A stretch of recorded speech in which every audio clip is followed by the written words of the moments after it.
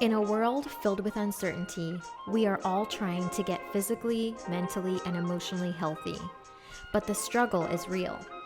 The LiveWell Podcast exists to give you fun, relevant, and impactful strategies that will help you get healthy, stay healthy, and live well. Hosted by Dr. Mike Roncesvalles, a clinical psychologist with 2 decades of experience in the field, and his LiveWell crew. We promise the time you spend listening to the LiveWell Podcast will help you thrive like you never have before. And welcome to the LiveWell Podcast. We're glad you guys are joining us today. We've got an awesome podcast for you today. We're talking about anxiety. Woohoo. It's pretty big, right? You said awesome and anxiety. I mean, sometimes they go together, right? Hey, they're going to today. Depends on your perspective. That's right. At least the information's awesome. It is. Let's start there. That's right. Jason Isbell actually sings a really good song called Anxiety. It's really good. Yeah? Yeah, and we should listen to it at some point together. We're obviously coming to you with lived experience. He did not write that song about himself. I looked it up afterward. It actually is very Wrote it about helpful in describing what anxiety does, though. So we should listen to that after the podcast. Sounds great. Yeah. We should have Trevor play it. You If I had my should. guitar here, I would gladly. That would be awesome. Yes. All right. So Alana Sadhu is here in the house. Hello. You're gonna launch us today, right? Yes. With a very relevant question to get us going. Where are we at? So, recent studies show that the rise in anxiety across our communities have quadrupled. So when we look at, when we look around, we can probably, already see and feel that, there are more and more people that are struggling with anxiety, even outside of just the clinical office, right? But recent studies show that the rates are actually 400% more than what they were a year and a half ago. So that's a crazy Yeah, it is. number. And that's just, when you think about all the controlled variables and things like that, that's obviously only like the recorded amount. Mm-hmm. So my question for you guys is why? What do you think has been causing this increase in anxiety in our people? I'm going to say this before we even start. 400%? That's insane. Isn't it? I've heard, I think, pretty relevant numbers that up to 18% of the people in our country have a diagnosable anxiety problem. And that's pre-pandemic. So for you to say since the pandemic, 400%, that's nuts. Isn't it crazy? Yeah. That's a lot. All right. So why is it happening? Why do you guys think it's happening? Why are you looking at me? You're the clinical psychologist. I mean, I've got an idea. I do too. Go, I mean, you I have go. a little idea, but... Yeah, I would think an underlying issue this is the lack of control, right? The facade that we've all had, myself included, right, prior to the pandemic, this facade of control. And something happened when the pandemic kicked in, when I think we recognized that we have very little control of what happens in our world. Right. Absolutely. Yeah. What do you think, Torkowski? Well, I will ride those coattails. I agree with that because anxiety in my head is a lack of control, or it's a fear-based response, or it's your body telling you that something is wrong, or your perception of something is skewed, so you need to focus on the present moment. So I think not knowing anything about this illness and all of a sudden coming on so quickly and suddenly, and people were just dying and getting very, very ill, and we knew nothing about this, and we had to stay at home and be isolated and away from what we were so used to, and we took a lot of things for granted, and then all of a sudden that was just ripped right out from underneath us. That all of those things compiled into one was just like, and then parents have to be at home and work with their children while their children are doing school from the computer, and you're like, what is happening?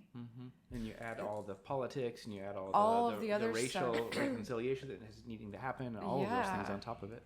So I think I actually agree with both of you, and I think there's like ancillary issues So you got like my wife, for instance, instantly becoming a homeschool mom. Yeah. That was awesome. Right. Like, Yeah, right. Yeah. And that's not her background. No. I mean, they're never on the radar screen, but she did it and adapted. And then you've got all the technology. We went from being, business as usual to a world that was consumed with technology. We've been doing a presentation on Zoom fatigue lately. Right. And that's another little ancillary issue. Yeah. So how that affects our brain and our body. But underneath it all, I think you're both right. I think at the end of the day, it's about, for the first time in our lives, for the first time in my life, I'll say this, we've come face to face with something that we can't control. There's no, we're used to being able to say, doesn't matter what the diagnosis is, there's some science on it, and we understand what the path looks like. Even if it's an ugly path, we know what it is. This was like, for the first time, the scientists were saying, maybe we have no idea what happens. Yeah. Yeah. So that fear of the unknown, fear of what we can't control, sure. is the core for me. And just the fact that everyone who did, if you know of people who got coronavirus, like they were all the cases were so different. There wasn't one that mimicked the other, so to speak, and you were like, like you could just go one. Some people were asymptomatic, some people were violently ill, people were on respirators. And I'll say, when one of our very, very, very first podcasts ever, which was our very, very first podcast. Was our very first podcast ever, which was maybe was it eight or so months ago. We talked about this. We talked about, this sudden rise in anxiety as a result of the pandemic. But just in the last 6 to 8 months, I mean, it has changed so much. It looks so different. It looks worse. I mean, people's mental health, mental illness, it's getting worse. Or maybe it's that we're now forced to pay attention to what it's looking like. So when I think about this quadrupled rate in anxiety, I think about, our entire human population has been forced to undergo this like major adjustment. And we're still going through major adjustments every single day. And like, how could that not bring about any kind of anxiety in people? So then there's that part of it. And then there's the part of it where it's people that already had anxiety, diagnosable anxiety prior to the pandemic.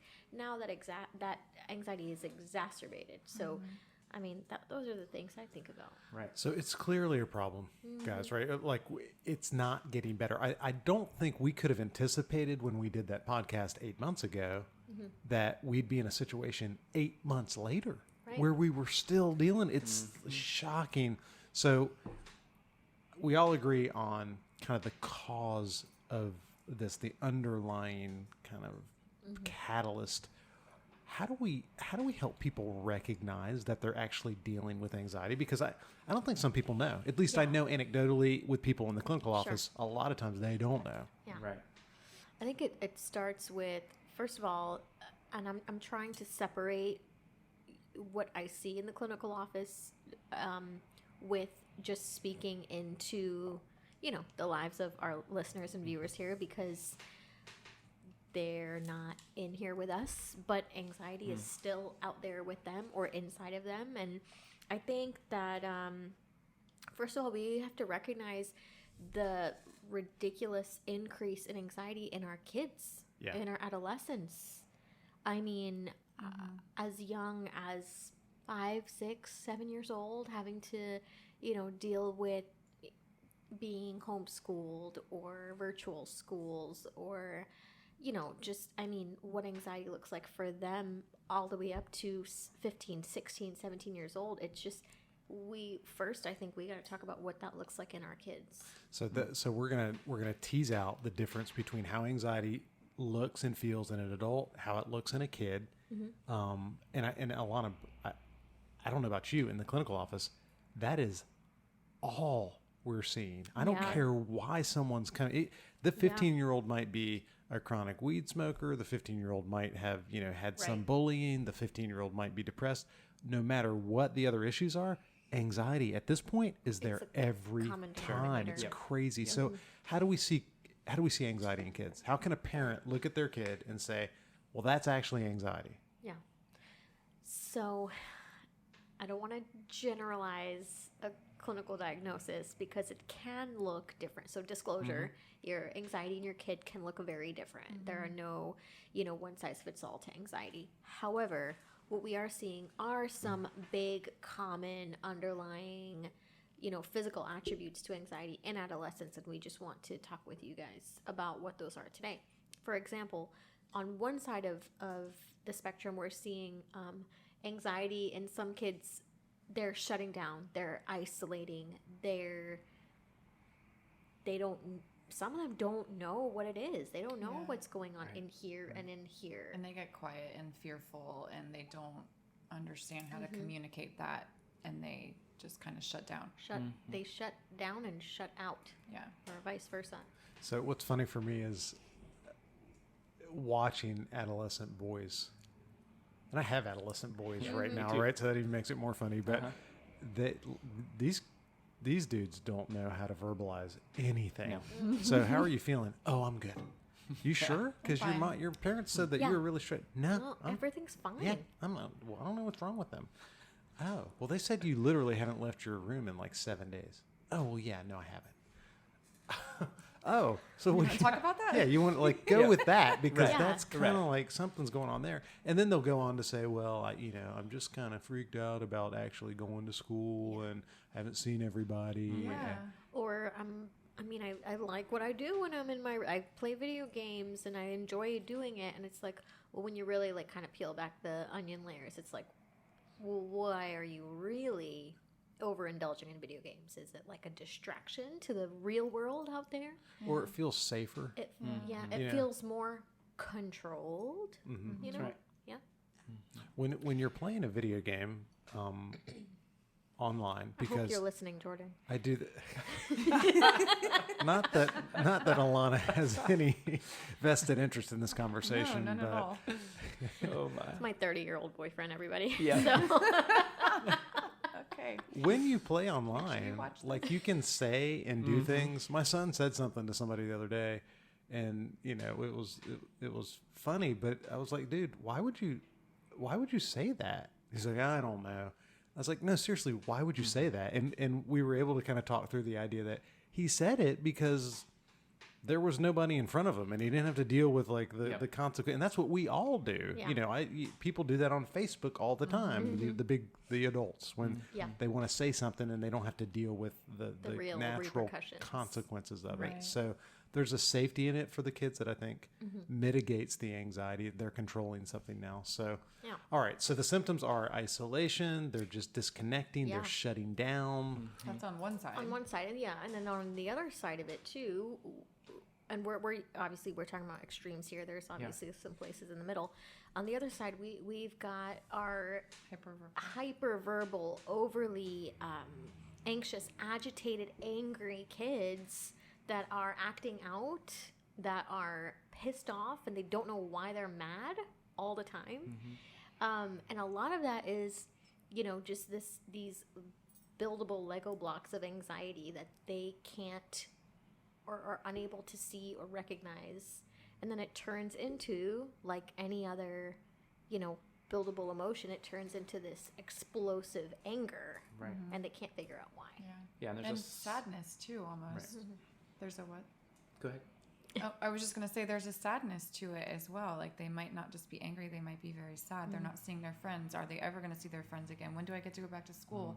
I really liked my teacher. But like there's just this ongoing list of things that they're now curious about, and they're going to start hyper verbalizing that. Yeah. Yeah.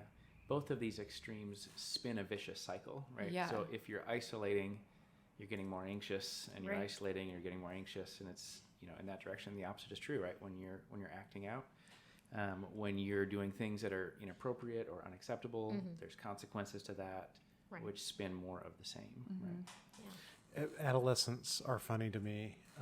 Is that the second time I've said that? I I apparently mean, they are Can funny. you tell he's a dad of That's adolescents? right. I mean, I kind of, in some ways, sort of enjoy it because it's entertaining. Yeah, in some ways it's entertaining, and they're entertaining. I like them, because they're hopeful. There is some hope there with young people, but they can be mad at anything.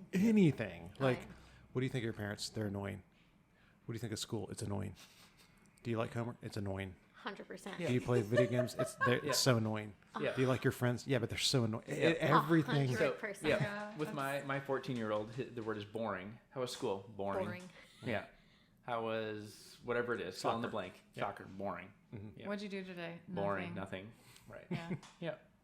All right, so we've got these two pieces of the puzzle for adolescence. Yeah. Let's shift and talk about how the adults that are listening, watching, can identify anxiety in themselves and in the people they love. What's this look like for an adult? Excessive overthinking, over productivity, Second guessing. Right. Agitatedness, irritation, even irritability. did we say overthinking? We did. Okay. Overthinking. What's- Overanalyzing. Yeah. People are not sleeping well. Oh, the Insomnia. insomnia is real. Yeah. So big differential diagnosis, Chronic right? pain. Yeah.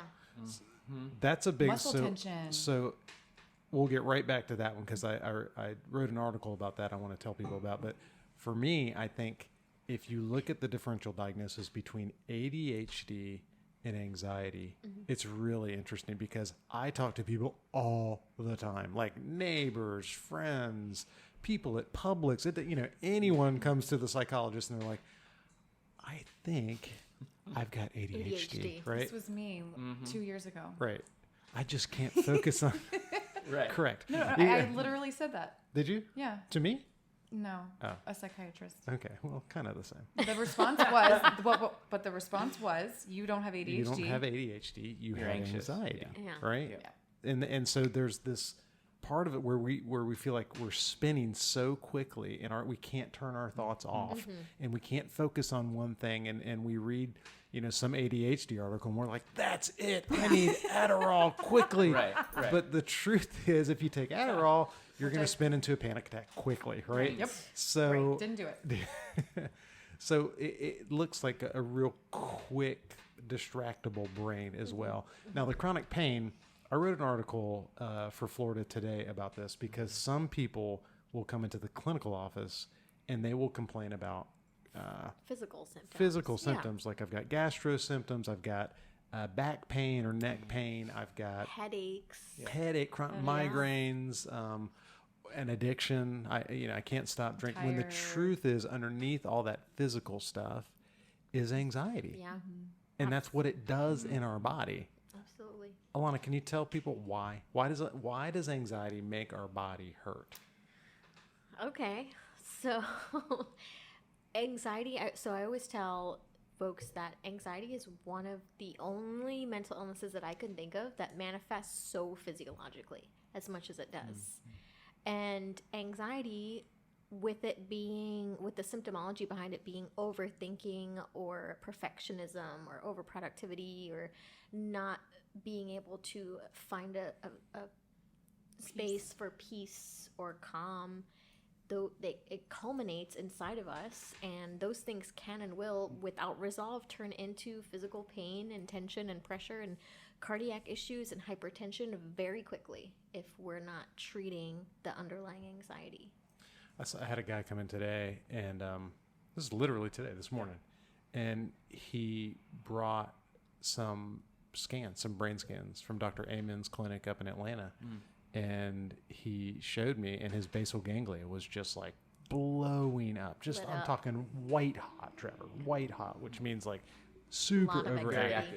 And that's where anxiety resides in the brain. And so I explained to him exactly what you're saying. Like, so what happens is, the amygdala is right there. That's the seat of fight or flight. And indirectly, that's releasing all these stress hormones that go in your body. So cortisol's there and adrenaline, and it's kind of running through everything. And before you know it, your heart rate's up and your chest is tight and you're sweating and your stomach hurts. And he was like, that's it.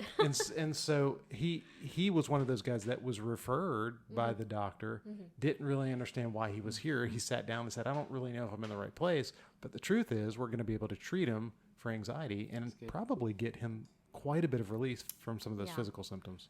Yeah, absolutely. And I mean, neurologically, our brain is rapid firing, like you said. When we're struggling with anxiety and the overthinking and the, Well, you're putting your body into a fear response. It's the same, like, so if you're driving down the road and there's traffic and you're in a rush and you're late, or if a tiger is chasing you, your body is going to respond the same because been in both situations. because No, it's I'm just kidding. your body goes into fight or flight, and you by overthinking and you're turning the neural pathways on in your brain to say, oh my gosh, I'm in a rush and I need to get places and move out of my way and blah blah blah, your heartbeat's going to go up, your breath is going to get more shallow and kind of like pacey, and you're just going to spiral into an anxiety and that attack. triggers cortisol, which puts you in a highly stressed state. Cortisol is your stress And if your hormone. body's always on like that, you can go into adrenal fatigue, and it becomes a whole thing. And so the weird thing is, years ago, 1,000 years ago, you have that stress response and you could do something about it, right? Right. Like you could run away from the lion, you know, and it was Fight the appropriate. lion. Or fight the lion. That's what Me. I would have done. Yeah. I know. period. You the tiger. Alana would have fought the lion too. Yeah. Trevor and I might have ran. Yeah. We're runners. We're runners. Alana might have won. That's the interesting She thing. would have. but- She would have. That's right. Thanks, guys. She's scrappy. So, all true. right, It's true we've got 5 minutes. Yeah. Okay. Let's at least give people a snapshot of what we can do clinically to address Yeah. this anxiety that is pervasive. It's everywhere in our adolescents, our kids, and adults. Well, they can read your article that you wanted to talk about. Number So one. yeah, the article real quick. It's at floridatoday.com. We'll put it in the description on YouTube, and it really helps. It helps you tease out like how to see physical symptoms and understand and ascertain whether or not there's underlying anxiety. So if you guys are, if you're having some physical things right now go on, read this article, and it might give you a good head start on what you can do next. So number one, you can go to my article. Number two, CBT, right? Cognitive behavioral therapy. Yep. Absolutely. Rewiring that brain. So, and just a quick summary for for anyone who's just now tuning in or to our podcast. You all know, if you'll learn that Dr. Mike and CBT like go hand in hand. They're the same thing. Dr. Yeah. Mike is the Dr. Mike equivalent is to CBT. CBT. And Cognitive behavioral therapy. Yeah. So just quick, if you guys are just now tuning in for the first time, first of all, welcome. Secondly, CBT, cognitive behavioral triangle. Jacob, who's our producer back here, and we actually morphed CBT into, CBC. So instead of it being the cognitive behavior triangle, we call it the cognitive behavioral circle. Because the connection between your thoughts, feelings, and behaviors can end up being cyclical if we don't intervene. That's right. Anyway, all that to say, human beings are a combination of our thoughts, which lead to our feelings, which then lead to how we behave and react to those feelings in a nutshell. Yeah. And so if you're struggling with anxiety and you think that's you, find a cognitive behavioral therapist. That is by a long shot the most validated treatment for anxiety in the clinical office. All right, let's get through some of these, and then this is a teaser because our next podcast we're going to give you lots more information about what to do with anxiety. Mindfulness. Who wants to give us a 30-second snapshot? Me. Yeah. Go for it. Mindfulness.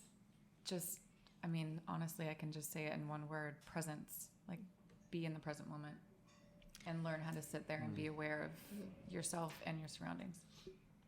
And we are, and as Dr. Mike said, like, we're super excited because this is part one of a 2-part podcast that we're sharing with you guys in order to lead up to our live virtual event on Thursday, May 20th, where we are talking specifically about overcoming anxiety and understanding mindfulness. So we're giving you guys some background information on all of these things, and we're excited to delve a little bit more into these evidence-based strategies to conquer anxiety with you guys in part 2.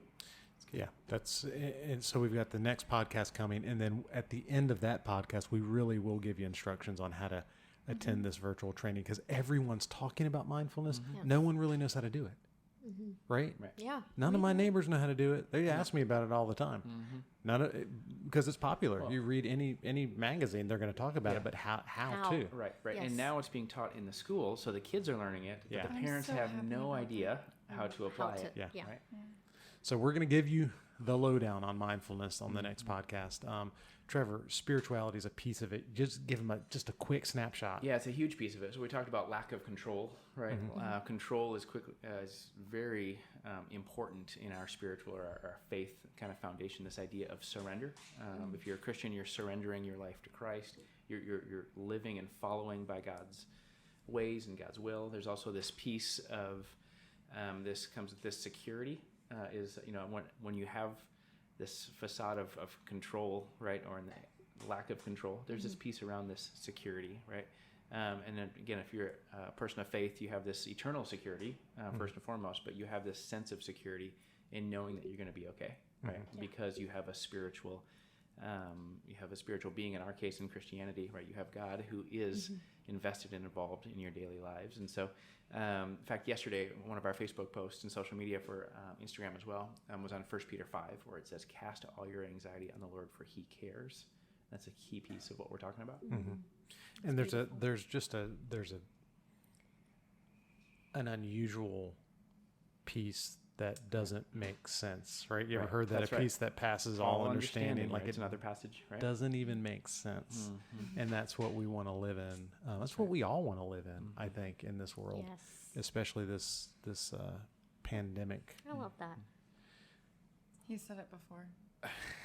It's another go-to Dr. Mike's. It is mine. It Yeah. is. So, all right. We've got so much we want to tell you guys. To pack it into 25, 30 minutes is almost impossible. So the next podcast, we're going to talk about everything we just described: CBT, mindfulness, spirituality.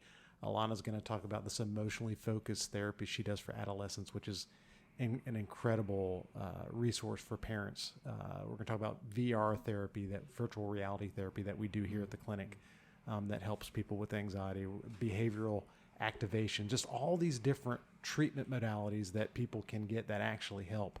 And then we're going to end with some how-to. It's like a teaser for the mindfulness. Here's some how-to. Our resident mindfulness expert, Ms. Torkowski, is going to do that for us. In the meantime, if you want more information about who we are, if you've got some even questions about what we've talked about, some of the therapies that we offer at the clinic, please don't hesitate to contact us. It's livewellbehavioralhealth.com, livewellbehavioralhealth.com. We've got an army of clinicians, literally an army of clinicians, 17, 18 people that are all highly trained specifically to help you go from where you're at to where you want to be. And some of us are virtual. So even if you are not located in the bright and sunny Melbourne, Florida, Brevard County, we've also got some virtual therapists on here. Yeah, and they can work with you in a way that's very convenient for you. You don't have to leave your office or your home, and even can maintain some texting and communication outside of that therapy appointment. We have a application that we've devoted to helping people get from where they are to where they want to be, called LiveWell Coaching. And again, these are just all the resources that we have available to you to help you get better. Guys, we know this is not easy. We know that everything that we've gone through the last year is in some ways just a reflection of the reality of the brokenness of our world. It's not like this year is. The truth is, we're no more vulnerable today than we were a year and a half ago. Right. We're just all a lot more aware of it. So if that's you, please don't hesitate to reach out to us. LiveWellBehavioralHealth.com. Until next time, Megan Torkowski is going to lead us out. What do you have to say, Megan? I was just going to say, and if you're aware, you're being mindful. There you go. So There you're we already go. started. You're Just already listening to the starting. podcast has helped you develop the coping skills for anxiety. That's right. Good. So, all right, guys, thanks for being with us today. We will see you next time on the LiveWell Podcast. Thanks for watching.